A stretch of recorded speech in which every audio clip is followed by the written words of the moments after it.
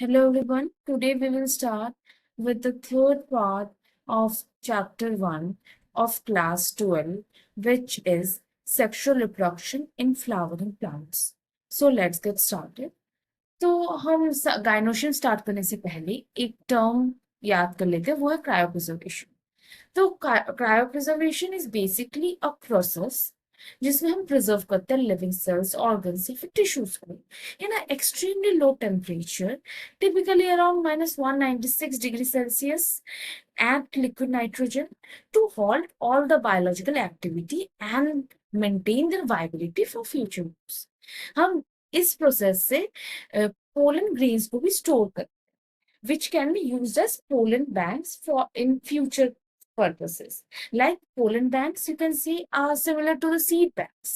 Like जैसे हम seed banks use करते हैं for crop breeding program, similarly हम pollens भी use करते हैं like as a pollen bank in which we can like see the structure of the pollen grain for studies and many things.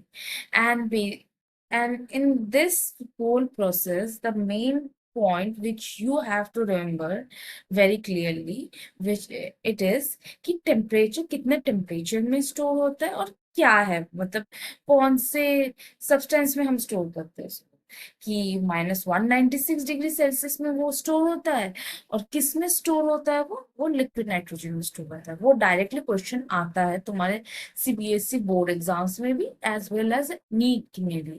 अगर exam like main exam पे भी ना आए, तुम्हारे मॉक टेस्ट में ये आते हैं, तो कीप दैट इन माइंड।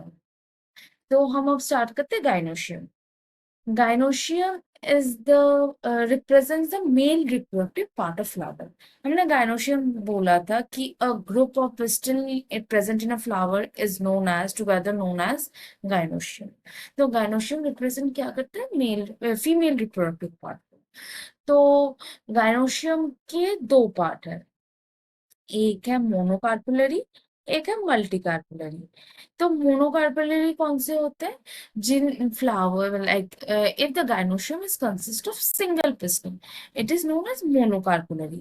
मतलब गाइनोशियम अगर सिंगल पिस्टल कंसिस्ट करता है तो उसको क्या, फिर एक से ज्यादा, नॉट एक से ज्यादा पिस्टल अगर होता है तो हम उसको बोलते हैं मल्टीकार्पुलरी। तो यहाँ पर एक सीन है कि तुम्हारा इंस्टिल के बारे में बोला गया है, यहाँ पर कार्पेल कार्पेल नहीं बोला गया है। So we will only say it pistol, like pistol ही बोलेंगे क्योंकि पिस्टल और कार्पेल में थोड़ा सा डिफरेंस होता है। सो कार्पेल ज्यादा एक्यूरेट टर्म होता है, बट या एनसीईआरटी में पिस्टल दिया है तो हम पिस्टल ही लेंगे। तो मोनोकार्पेलरी का एग्जाम्पल क्या है, मैंगो। यू कैन रिमेम्बर कि मोनोकार्पुलरी के एग्जाम्पल होता है मैंगो। मल्टी कार्पुलरी क्या है, मल्टी कार्पुलरी मैंने बोला कि जिस गाइनोशियम में तुम्हारा एक से ज्यादा पिस्टल होगा उसको हम बोलेंगे मल्टी कार्पुलरी। तो मल्टी कार्पुलरी में भी दो पार्ट होते हैं, क्या क्या, एक एपोकार्पस, एक सिनकार्पस। एपोकार्पस कंडीशन कौन सी होती है, एपो, एपो से तुम याद रख सकते हो परे, मतलब दूर, दूर दूर रहते हैं।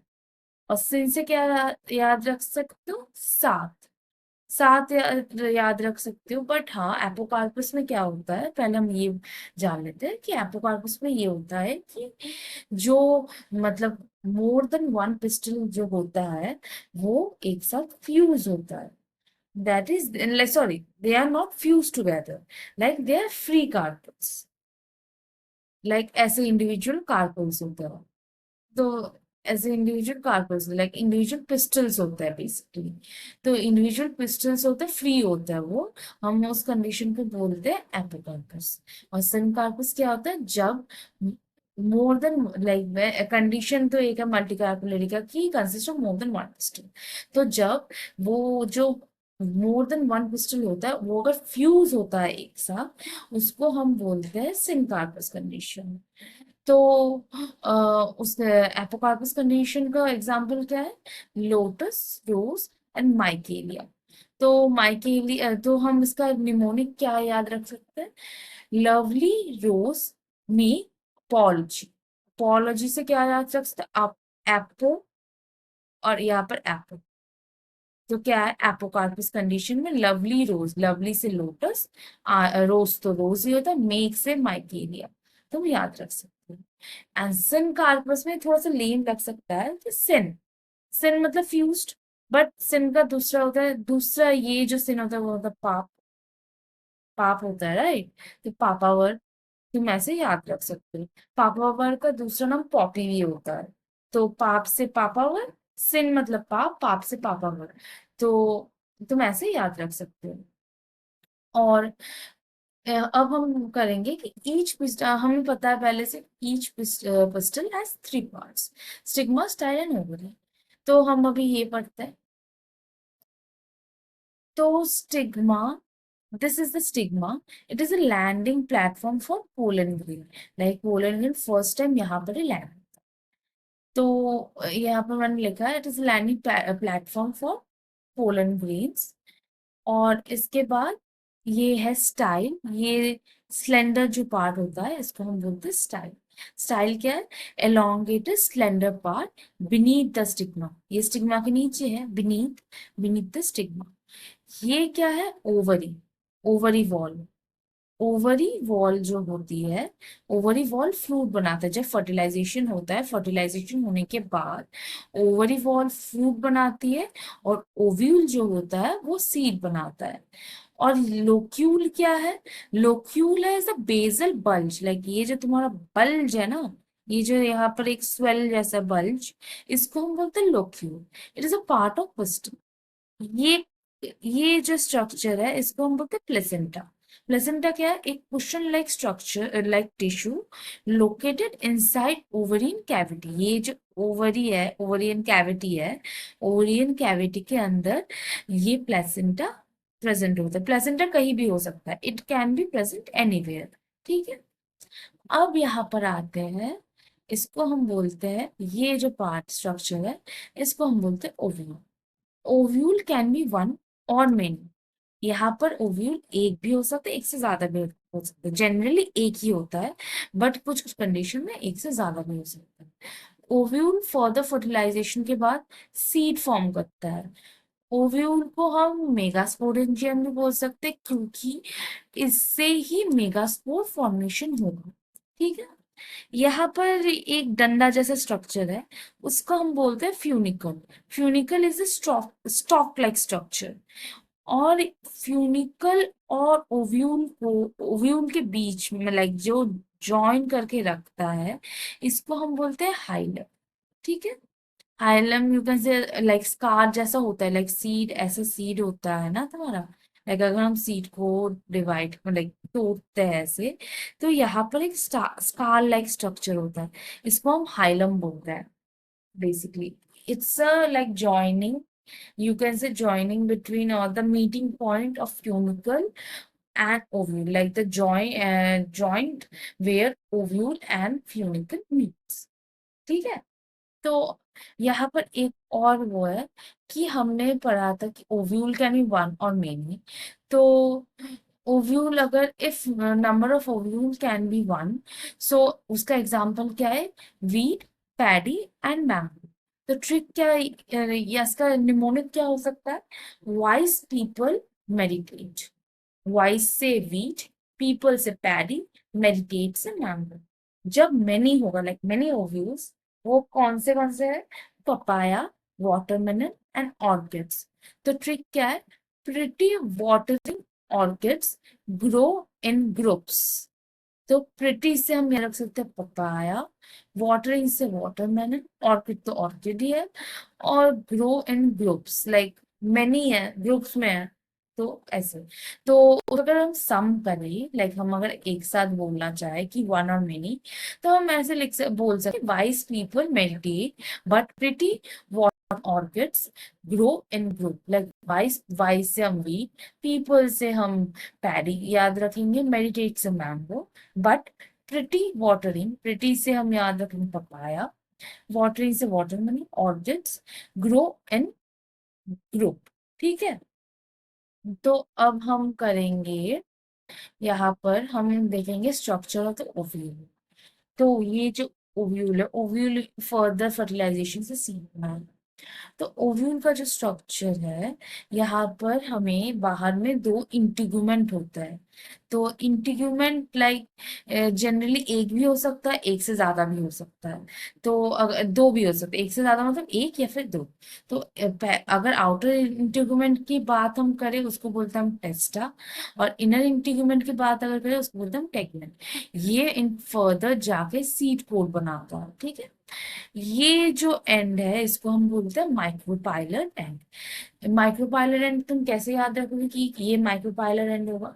जहां ऐसे याद रख सकते हो जहां पे इंटीग्यूमेंट नहीं है। लाइक इंटीग्यूमेंट नहीं है मतलब ये कवरिंग जो होती है जहां पर एब्सेंट होती है वो है माइक्रोपाइलर एंड। और लाइक ओव्यूल के अंदर बहुत सारे सेल्स होते हैं, डिप्लॉयड सेल्स, जो जिनको हम बोलते हैं न्यूसेलस। न्यूसेलस क्या है? Mass of cell enclosed within the integument have abundant food reserve। इसको क्या बोलते हैं? इस एंड को बोलते हैं चैलेजल एंड। ये है चैलेजल एंड, यहाँ पर इंटीग्यूमेंट प्रेजेंट होता है। और ये इसको हम बोलते हैं, ये जो स्ट्रक्चर है इसको हम बोलते हैं funicle, which is a stock like structure. और ये जो फ्यूनिकल और ओव्यूल को ज्वाइन करता है उसको हम बोलते हैं hilum. Hilum is the part where funicle touches the ovule, ठीक है। अब बात आती है कि अब बोलोगे कि कैसे, लाइक यू कैन आस्क कि सारे क्या यहाँ पर जितने भी न्यूक्लियस है वो क्या मेगास्पोरोजेनेसिस में इन्वॉल्व होते हैं? Answer is no. ये रैंडमली सिलेक्ट होता है कि कौन सा लाइक तुम्हारा फर्टिलाइजेशन में फर्दर मेगास्पोरोजेनेसिस में जाएगा। तो मेगास्पोरोजेनेसिस में जाने के लिए लाइक ऐसा नहीं है कि सारे जितने न्यूसेलस है सारे जाएंगे, नहीं, सिर्फ एक ही जाए। कि ovule is nothing but megasporangium. Unlike microspore mother cell, it is its every cell doesn't undergo meiosis. Only one cell will undergo meiosis। Cell wall नहीं है, सेल है। Only one cell will undergo meiosis in micropylar end। वो जो होता है वो micropylar and में होता है, meiosis का जो प्रोसेस होता है। This will form megaspore mother cell। It is a large cell containing dense cytoplasm and nucleus। तो ovule is nothing, it's a megasporangium।